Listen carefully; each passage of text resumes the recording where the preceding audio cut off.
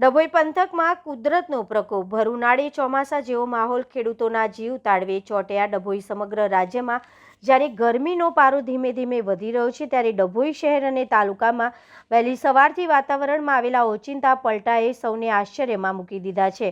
ફેબ્રુઆરી માસના મધ્યમાં જ કમોસમી વરસાદે દસ્તક દેતા ખેડૂતોની ચિંતામાં ધરખમ વધારો થયો છે. વહેલી સવારથી જ વરસાદ આજે વહેલી સવારે 4 વાગ્યાથી જ ડભોઈ શહેર સહિત ગ્રામ્ય વિસ્તારમાં છૂટો છવાયો વરસાદ શરૂ થયો હતો. ડભોઈ તાલુકાના ચાંદોદ, કરનાળી, ઢોલાર, વસઈ અને વઢવાણા પંથકમાં વાતાવરણમાં પલટો જોવા મળ્યો હતો. હવામાનની બેવડી ઋતુ ફાગણ માસમાં ગરમી અને બફારા વચ્ચે અચાનક વરસાદ પડતા ઠંડક પ્રસરી ગઈ છે, જે લોકોના સ્વાસ્થ્ય માટે પણ જોખમી બની શકે છે.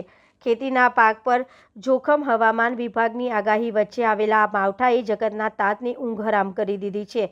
અગાઉ પણ કમોસમી વરસાદના કારણે ખેડૂતોને આર્થિક ફટકો પડ્યો હતો, જ્યારે ફરી એકવાર નુકસાનીની ભીતિ સેવાઈ રહી છે.